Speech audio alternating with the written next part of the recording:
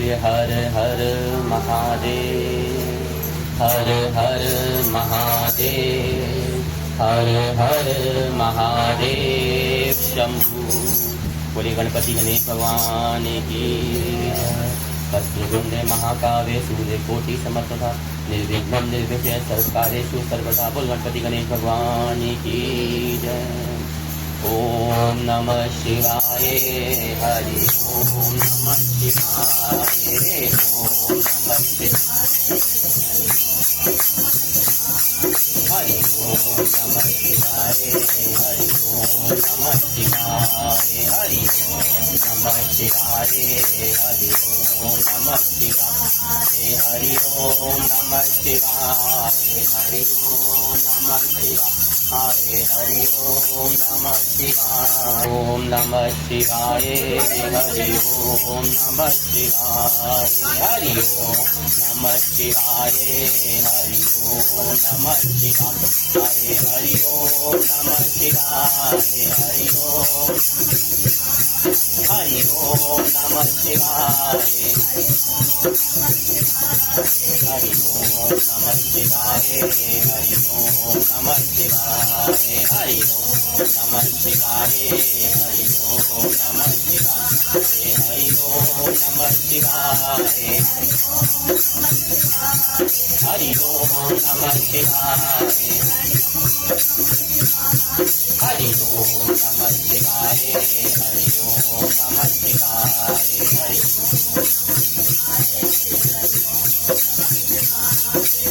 आज भोले बाबा मिलेंगे सत्संग में, आज भोले बाबा मिलेंगे सत्संग में, ओ आज भोले बाबा मिलेंगे सत्संग में, आज भोले बाबा मिलेंगे सत्संग में, मिलेंगे सत्संग में, मिलेंगे अरे आज भोले बाबा मिलेंगे सत्संग में, वो घर का ताला खुले चाबी दे, घर का ताला खुले, हर मन का ताला सत्संग खुले, मन का ताला, अरे आज भोले बाबा मिलेंगे सत्संग में, आज भोले, अरे आज भोले बाबा मिलेंगे सत्संग में, आज भोले बाबा ओ दीपक जले मंदिर में, और मन का दीपक सत्संग में जले, मन और आज भोले बाबा मिलेंगे सत्संग में, आज भोले, अरे आज भोले बाबा मिलेंगे सत्संग में, अरे कमल का फूल खिले कीचड़ में, कमल का फूल खिले कीचड़, और मन का फूल सत्संग में खिले, मन,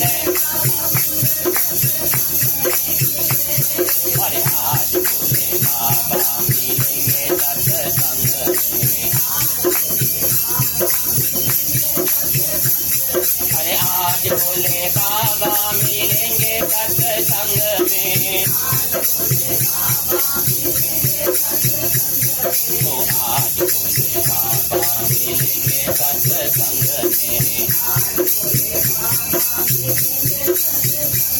ओ तन की मैल धुले साबुन से, तन की मैल धुले, और मन की मैल सत्संग से धुले, मन की मैल,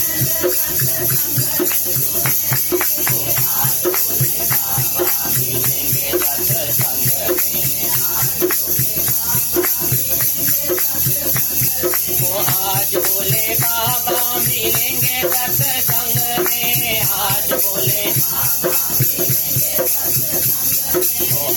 बाबा मिलेंगे सत्संग में।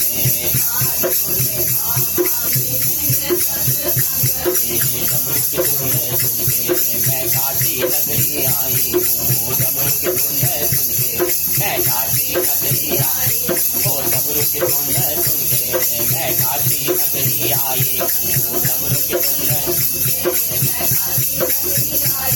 मैं काशी नगरी आई हूँ। भोले की नगरी आई हूँ। मैं काशी डमरू की धुन सुन के मैं काशी नगरी आई हूँ। डमरू की धुन अरे सुना है हमने भोले तेरी काशी मुक्ति मिलती है। सुना है हमने भोले तेरी काशी मुक्ति मिलती है। अरे सुना है हमने भोले तेरी काशी में मुक्ति मिलती है। अरे उसी मुक्ति को पाने तेरी काशी नगरी आई हूँ। उसी मुक्ति को अरे उसी मुक्ति को पाने तेरी काशी नगरी आई हूँ।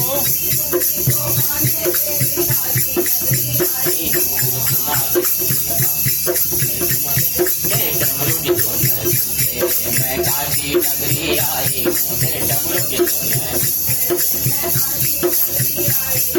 डमरू की धुन मैं काशी नगरी आई हूँ। तेरे डमरू की अरे सुना है हमने भोले तेरी काशी गंगा बहती है। सुना है हमने अरे सुना है हमने भोले तेरी काशी में गंगा बहती है। सुना अरे उसी गंगा में नहाने मैं काशी नगरी आई हूँ। उसी गंगा में नहाने मैं अरे सुना है हमने भोले तेरी नगरी आई हूँ। तेरे डमरू की धुन सुन के मैं अरे डमरू की धुन सुन के मैं काशी अरे सुना है हमने भोले ये काशी तुझको प्यारी है। सुना है हमने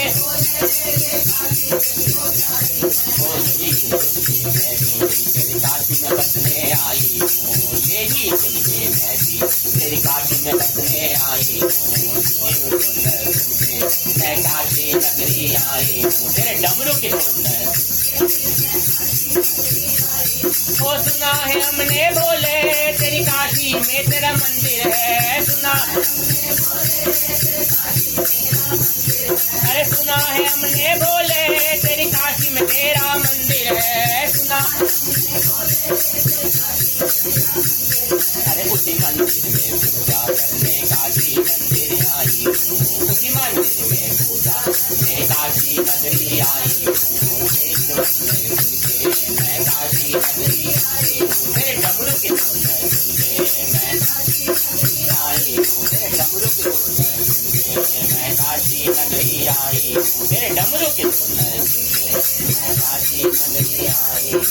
वृंदावन बिहारी लाल की, बोले शंकर महादेव की, बोले काशी विश्वनाथ भगवान की जय। श्रावण मास पुराण कथा और महात्म्य। 8वें दिन के कथा अध्याय महात्म्य के बाद सनत कुमार जी को भगवान शिव ने गुरु बुद्ध के व्रत के महिमा, उनका महात्म्य, लाभ, वर्णन, उद्यापन का संपूर्ण और मामा भांजे की कथा को सुनाया। उसके बाद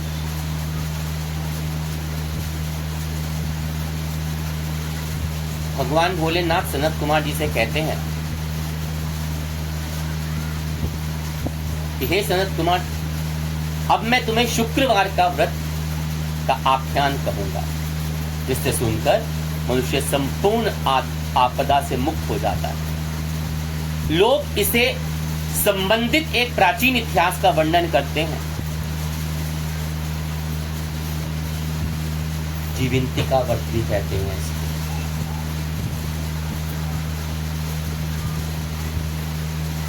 कहते पांडव वंश में उत्पन्न एक सुशील नामक राजा था।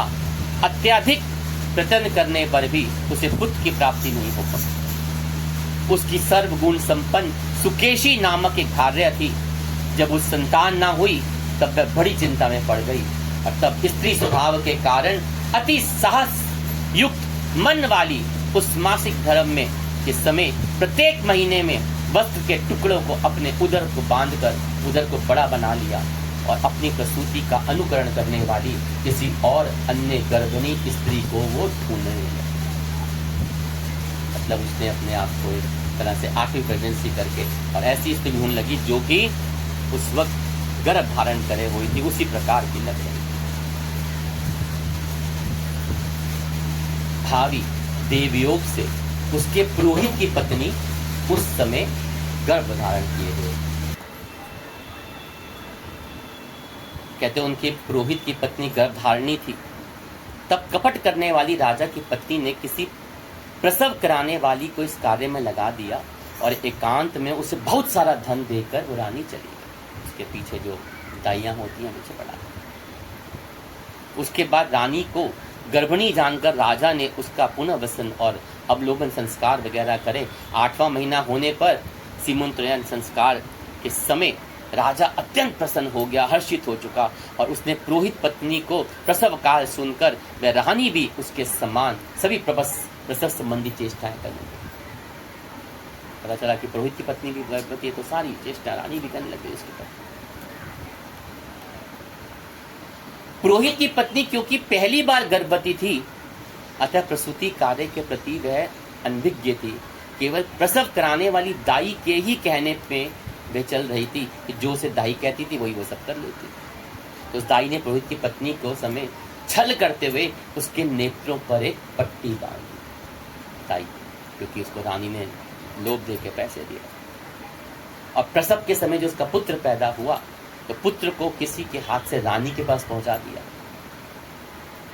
आंखों पट्टी बंदी थी, देख तो पाई नहीं जा रहा। इस बात को कोई भी जान नहीं सका। उसके बाद रानी ने उस पुत्र को लेकर यह घोषित कर दिया कि मुझे पुत्र रत्न की प्राप्ति हुई है। बोले हर हर महादेव। इन सबके बाद दाई ने पुरोहित की पत्नी की आंखों पट्टी खोल दी और दाई ने अपने साथ एक मांस का एक पिंड लाई हुई थी और उसने उस पुरोहित की पत्नी को दिखा दिया और उसके सामने आश्चर्य और दुख प्रकट करने लगी कि यह कैसा अनिष्ट हो गया है और कहने लगी कि अपने पुरोहित पति से इसकी शांति जरूर करवा लेना कि तुमने तो पिंड को मांस के लोथले को पैदा कर दिया है। पता नहीं कैसा अनिष्ट है, कोई दोष लग गया, क्या हो गया। अपने पति पुरोहित है आपका, इससे शांति करवा लीजिए। कहने लगी संतान नहीं हुई कोई बात नहीं पर तुम जीवित हो यही अच्छी बात है। इस पर पुरोहित की पत्नी को अपने प्रसव के स्पर्श चिंतन में बहुत थोड़ा संदेह हो गया क्योंकि जन्म तो दे ही रही थी, ये कैसे लग तो रहा था कि बच्चा पैदा हुआ है, तो शक पड़ने लग गया उसे। भोलेनाथ बोलते हैं जब राजा ने पुत्र जन्म का समाचार सुना तो जातकर्म संस्कार कराया और ब्राह्मणों को हाथी, घोड़े, रथ, सोना, चांदी आदि प्रदान करे। पहला बच्चा पैदा हुआ था। राजा ने कारागार पड़ी सभी कैदियों को प्रसन्नतापूर्वक मुक्त कर दिया, सबको छोड़ दिया और उसके बाद राजा ने सूतक के अंत में नामकरण तथा अन्य आदि संस्कार भी किए। तो सूतक खत्म हो गया तो बच्चे का नामकरण शुद्धि संस्कार किया जाता और उन्होंने अपने पुत्र का नाम प्रियव्रत रखा। बोले गंगा मैया की, शंकर भगवान की। बच्चे का नाम रखा गया प्रियव्रत। हे सनत कुमार, श्रावण मास के आने पर पुरोहित की पत्नी ने शुक्रवार के दिन भक्ति पूर्वक देवी जीविंतिका का पूजन किया और दीवार पर अनेक बालकों सहित देवी जीविंतिका की मूर्ति को लिखकर पुष्प तथा माला से उनकी पूजा करके गौधूम की पीठी के बनाए गए 5 दीपकों उनके सन्मुख जलाए और स्वयं भी गौधूम के चूर्ण भक्ष्य में किया और उनकी मूर्ति पर चावल फेंकर कहा कि हे जीविंतिके माँ, हे करुणाव्रते, जहां भी मेरा पुत्र विद्यमान हो आप उसकी रक्षा करना। क्योंकि उसे शक था कि मांस का पिंड तो नहीं हुआ जो स्पर्श हो रहा था बच्चे को पैदा करते करते। यह प्रार्थना करके उसने कथा सुनकर यथाविधि नमस्कार किया। तब जीविंतिका की कृपा, मैया की कृपा से वह बालक दीर्घायु हो गया और वे देवी उसकी माता की श्रद्धा भक्ति के कारण दिन रात उसके बालक की रक्षा करने लगी। बोलो गंगा मैया, जीविंतिका मैया की जय। इस प्रकार कुछ समय बीतने पर राजा की मृत्यु हो गई। तब पितृभक्त उनके पुत्र ने उनकी पारलौकिक क्रिया संपन्न की। इसके बाद मंत्रियों तथा पुरोहितों से प्रियव्रत को राज्य पर अभिषिक्त किया गया और तब कुछ वर्षों तक प्रजा का पालन करके तथा राज्य भोग कर वह पितरों के ऋण की मुक्ति के लिए गया जाने की तैयारी करने लगा। राज्य का भार वृद्ध मंत्रियों पर भक्ति पूर्वक सौंप कर और स्वयं के राजा होने का भाव त्याग कर उसने कार्पटिक का भेष धारण कर लिया और गया के लिए प्रस्थान कर गया। बोले भोलेनाथ भगवान की। मार्ग में किसी नगर में किसी गृहस्थ के घर में उसने निवास किया और उस समय उस गृहस्थ की पत्नी को प्रसव हुआ। इसके पहले षष्ठी देवी ने उसके 5 पुत्रों को उत्पन्न होने के 5वें दिन मार दिया था। यह राजा भी उस समय 5वें दिन ही वहां गया हुआ। बोलिए हर हर महादेव, हर हर महादेव शंभु। राजा ही 5वें दिन में गया हुआ था। रात में राजा के सो जाने पर उस बच्चे को ले जाने के लिए षष्ठी देवी फिर आई। जीविंतिका देवी ने उस षष्ठी देवी को यह कहकर रोका कि राजा को लांग कर मत जाना। जब जीविंतिका के रोकने पर षष्ठी जैसे आई थी वैसे चली गई। इस प्रकार उस गृह स्वामी ने उस बालक को 5वें दिन जब जीवित रूप में प्राप्त किया, वे लोग इतने प्रभाव वाले देखकर गृहस्थ ने राजा से प्रार्थना की कि हे राजन, आपका निवास आज के दिन भर मेरे घर में ही हो, इतनी कृपा कर दीजिएगा। क्योंकि बाकी सब बच्चे जो थे 5वें दिन मर जाते। पहली बार ऐसा हुआ कि उनका जन्म हुआ तो बच्चा जीवित रहा। जब उन्होंने बच्चे को जीवित देखा तो बोला कि आज ये राजन, आप आज के दिन जो है हमारे घर में निवास कीजिए। प्रभु आपकी कृपा से मेरा ये 6ठा पुत्र जीवित रह गया है। उसके इस प्रकार प्रार्थना करने पर करुणानिधि उस राजा ने कहा कि मुझे तो गया जाना है। तब राजा गया के लिए प्रस्थान कर गए। वहां पिंडदान करते समय विष्णु पद वेदी पर कुछ अद्भुत घटना घटित हुई। उस पिंड को ग्रहण करने के लिए 2 हाथ निकल कर आए। तब महान विस्मय युक्त राजा संशय में पड़ गए और पुनः पिंडदान कराने वाले ब्राह्मण से कहने लगे। कहा कि ये क्या है? तो ब्राह्मण के कहने पर उन्होंने विष्णु पद पर वो पिंड रख दिया। इसके बाद उन्होंने किसी ज्ञानी तथा सत्यवादी ब्राह्मण से इस विषय में पूछा। तब उस ब्राह्मण ने उनसे कहा कि ये दोनों हाथ आपके पितृ के थे। इसमें संदेह हो तो घर जाकर अपनी माता से पूछ लीजिएगा, वह बता देंगी। तब राजा चिंतित तथा दुखी हुए और मन में अनेक बातें सोचने विचारने लगे। वे यात्रा करके पुनः वहां गए जहां वह बालक जीवित हुआ था। उस समय उस स्त्री का पुत्र उत्पन्न हुआ था और वह उसका 5वां दिन था। वह जो दूसरा पुत्र हुआ था उसे लेने रात में फिर षष्ठी देवी आई और तब जीविंतिका ने दोबारा रोके जाने पर षष्ठी देवी उनसे कहा कि वो दोबारा, तब तो लोग पैदल यात्रा करते थे, घोड़ा गाड़ी करते, दोबारा आए तो दोबारा भी षष्ठी देवी दोबारा, ये राजा फिर वहीं रुका हुआ था। ज्विंतिका माता ने उसको फिर रोक दिया। तो षष्ठी देवी उनसे कहती है कि ऐसा इसने ऐसा कौन सा कार्य किया है, अथवा क्या इसकी माता तुम्हारा व्रत करती है जो तुम रात दिन इसकी रक्षा कर रही हो। तब षष्ठी देवी का यह वचन सुनकर ज्विंतिका देवी ने धीरे से मुस्कुराकर सारा कारण बता दिया। बोले हर हर महादेव।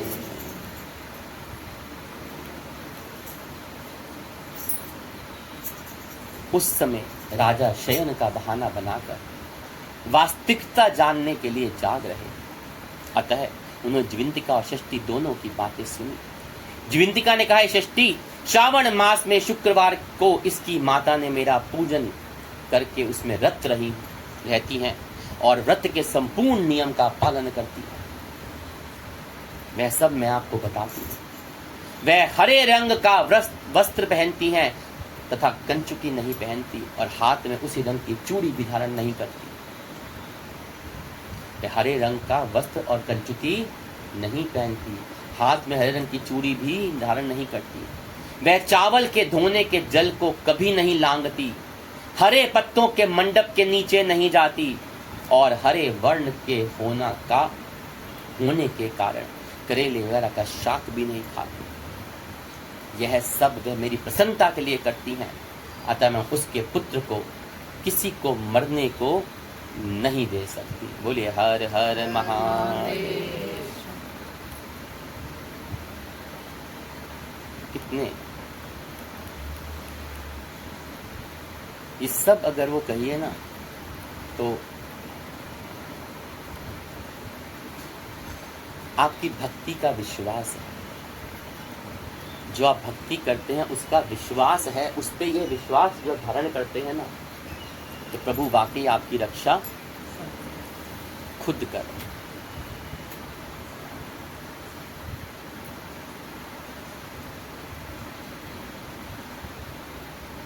और भक्ति के बिना जीवन व्यर्थ है, पूरा ही नहीं हो सकता। कहते हैं कि एक ज्ञानी पुरुष एक नाव में बैठ गया और नाव पार कर रहा था।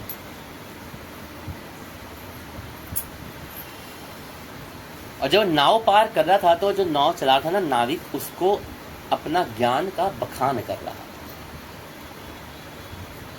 ज्ञानी पुरुष जो नाव में बैठा हो तो नाविक से कहता है, तुम पढ़े लिखे हो, अनपढ़ हो, क्या हो? मैंने कहा मैं तो पढ़ा लिखा नहीं।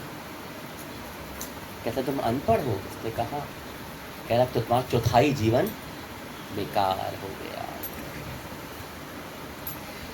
अच्छा, तुम्हें अमुख बात का ज्ञान नहीं, इससे तुम्हारा आधा जीवन बेकार हो गया। उसने कोई और बात करी, तुम्हें इस बात का भी ज्ञान नहीं है, इस बात की बात का ज्ञान भी नहीं, भान भी नहीं, कोई वो भी नहीं। कहता नहीं हो। कहता तुम्हारा पौना जीवन बेकार हो गया। इतने में भयंकर वर्षा होने लगी। नदी में तूफान आ गया, नाव में जल भरने लग गया। तब तक नाविक बड़ा चुप बैठा हुआ था और सुन रहा था। ज्ञानी पुरुष बोल रहा था, वो सुन रहा था। आजकल वैसे भी जो थोड़ा पढ़ा लिखे जाते हैं ना, उनको अपने पे कुछ ज्यादा ही ज्ञान होने लग जाता है, दूसरों को मूर्ख समझने लग जाता है। अब नाविक के बोलने की बारी थी। उसने ज्ञानी पुरुष से पूछा, आपको तैरना आता है? ज्ञानी ने कहा नहीं। नाविक ने बोला, आपका पूरा जीवन बेकार हो गया। यह सुनकर नाविक डूबती नाव से तैरकर अपनी जान बचाने के लिए कूद पड़ा। ज्ञानी को तैरना तो आता नहीं था, वो नाव के साथ ही डूब गया। अब इस कथा को बड़ी सादी लग रही होगी ना कि सुनाई क्यों मैंने। सारे मेरी शक्लें देख रहे हैं, इस कथा का अर्थ क्या है। अब आध्यात्मिक तौर पे इस कथा को समझो। इस आधुनिक दौर में, इस मौज मस्ती की दुनिया में, ये जो मौज मस्ती करने वाले मौजी नामक व्यक्ति होते हैं ना, एक सरल हृदय प्रभु भक्ति करने वाले जो प्रभु के भक्त हैं, रमने वालों को पूछता है कि तुमने विदेश गए, तुमने इतनी नॉलेज करी, तुम इतने कॉलेजों में गए। अब जो ज्ञानी था वो हो गया मौजी, और दूसरा था पढ़े लिखे हो, स्कूल कॉलेज गए हो, मैं तो इस यूनिवर्सिटी में पढ़ के आया हूँ, टॉपर हूँ, मेरे इतने नंबर आए हैं, तुम क्या हो? सैर सपाटा किया, बड़े बड़े उसमें गए। भक्त कहता है नहीं। तो मौजी ने क्या? चौथाई जीवन बेकार। अब मौजी दूसरी बार फिर पूछता है भक्त से, ऐशो आराम वाली जिंदगी पाई? मैंने देखो कितना पढ़ा लिखा हूँ, मेरी बड़ी बड़ी नौकरी लग रही है, हजारों रुपए की तनख्वाह आ रही है, तुम क्या कर रहे हो? माला फेर रहे हो, भगवान का नाम ले रहे हो, दूसरों की दया पे जिंदा हो। भक्त का नहीं, मैं तो ऐसी कोई नौकरी नहीं करता, तेरा आधा जीवन बेकार हो गया, व्यर्थ हो गया, किसी काम का नहीं रहा। मौजी फिर पूछता है, क्या तुमने अपनी आने वाली पीढ़ियों के लिए, अपने परिवार के लिए, बच्चों के लिए कुछ धन संपत्ति की व्यवस्था करी है, जोड़ के रखा है, कुछ सोना चांदी एफडी बना के रखी है? भाई भक्त कहता नहीं प्रभु, मेरे पास तो जो आता है यहाँ लग जाता है, जो देते हैं गुजारा हो जाता है।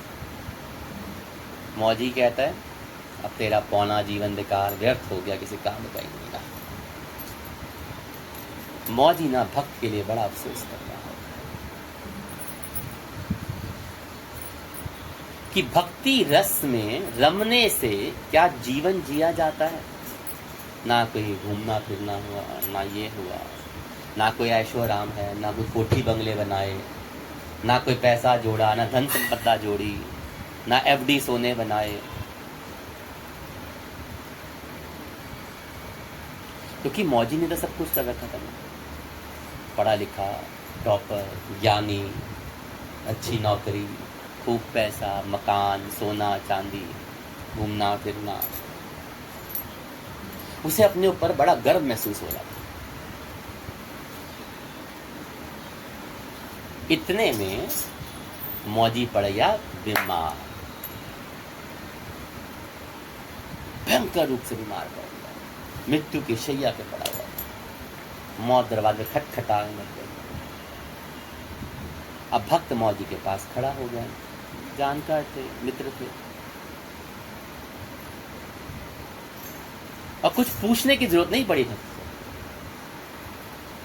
मौजी की अंतर आत्मा ने ही मौजी से पूछ लिया, हाँ भाई प्रभु भक्ति करी है? कभी राम नाम का भजन किया है, जो इस भवसागर से पार करने का उपाय किया है? कुछ कभी कोई सत्संग कीर्तन तीर्थ यात्रा भी करी है? मौजी ने बड़े कांपते हुए स्वर में कहा अपने अंतरात्मा को, ना, मैं तो दुनिया के प्रपंच इकट्ठे करने में लगा रहा, पैसा जोड़ लूं, सोने चांदी बना लूं, तिया पुत्र पाल लूं, उनके लिए जोड़ जोड़ के रख लूं, चौकीदार बन के पालता रहूं, वो बाद में खाएंगे, कोठी बंगले बना लूं, सैर सपाटे क्लबों वलों में चला जाऊं, इससे समेट, उससे समेट, इससे इकट्ठा कर, इससे लूट, उससे पाट। अंतर आत्मा ने भक्त को बोलने की जरूरत नहीं थी, वो तो तेरा खड़ा हुआ था कि कोई दुख दर्द में काम आ जाऊंगा। अंतर आत्मा ने उसको छूटते ही कहा कि हे मौजी, तेरा पूरा जीवन व्यर्थ चला गया।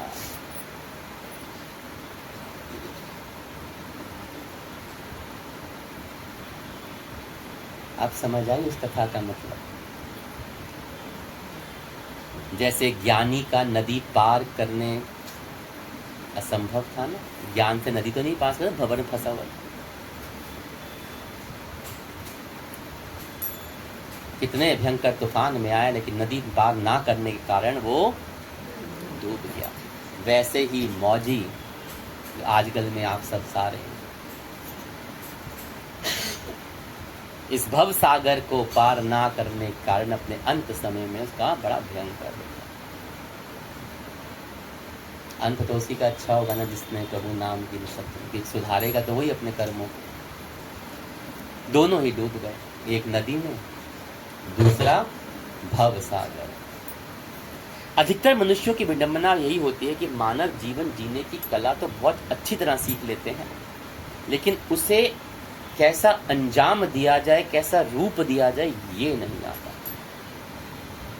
मैं ये नहीं कहता कि पढ़ना नहीं चाहिए, अच्छा कमाना नहीं चाहिए, या कुछ करना नहीं चाहिए, वो अपनी जगह, वो कर्म है। लेकिन कभी ये सोच कर देखा है इस मानव जीवन का हश्र क्या होगा। बुढ़ापे में खड़े हैं लेकिन नोटों की टोपियां घुमाने में लगे हुए सारे।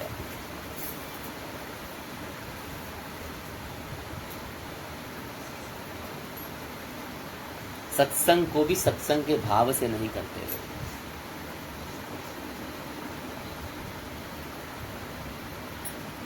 ये सोचिए कि जब जाना होगा ना, तो उससे पहले भी तैयारी करनी पड़ती है। ये यात्रा पे जाते हो, घूमने जाते हो, कितने पैकिंग वैकिंग करते हो ना। तो ये जीवन की जब तैयारी होगी ना, तो तैयारी या उसकी यात्रा खत्म हो रही होगी, तो तैयारी क्या है ये सोचा है कभी? देखो, हमारे जीवन में ऐशो आराम हो, सैर सपाटा हो, अगली पीढ़ी के लिए कुछ जोड़ रहे हो, अच्छी बात है, गुण है, लेकिन ये बहुत तुच्छ गुण है। मैं नहीं कहता मत करो, करो जरूर करो, लेकिन उसके साथ अपना श्रेष्ठतम जो गुण है, जो प्रयास है, निश्चल भक्ति, स्वार्थहीन भक्ति, कि प्रभु के प्रिय बनकर कम से कम उनका नाम तो लो, ताकि जब हमारा समय आ रहा हो तो मन में एक तरह की शांति हो, और वो हम खुद ही महसूस कर सकते, बताने की जरूरत नहीं पड़ेगी किसी को। और हर व्यक्ति करता है, जो अंदर बेचैनी। दो व्यक्ति होते ना, एक संकट में बड़ा शांत रहता है और एक संकट में बड़ा विचलित रहता है। कितना घोर संकट आ जाए विचलित हो जाएगा, और एक व्यक्ति कितना घोर संकट बड़ा शांत रहेगा। यही फर्क है कि एक मौजी और एक भक्त, एक नाविक है और एक ज्ञानी पुरुष है। प्रभु ने ना बड़ा स्वर्णिम अवसर दे रखा है हमें, ये मानव जीवन देकर, ये मानव शरीर देकर। इसे कभी गंवाना नहीं चाहिए, और गंवा दिया तो पता ही नहीं कितनी योनियों के कष्ट भुगतने के बाद हमें दोबारा ये मानव शरीर मिलेगा, कितनी यातनाओं को भुगतने के बाद हमें मानव शरीर मिलेगा भी कि नहीं मिलेगा। इसलिए अपना कर्म करिए, अच्छी बात, लेकिन उसके साथ इस प्रभु भक्ति में डूबकर इसका श्रेष्ठतम उपयोग करना भी चाहिए। आजकल तो लोग सत्संग को भी सौदा बना देते हैं, सत्संग में आने वालों को सौदा बना देते, सत्संग में आने वालों को भाव ही नहीं रखते।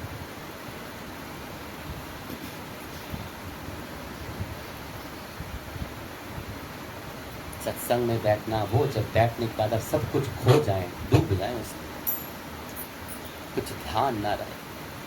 बोलिए हर हर महादेव शंभु, बोले काशी विश्वनाथ भगवान की जय।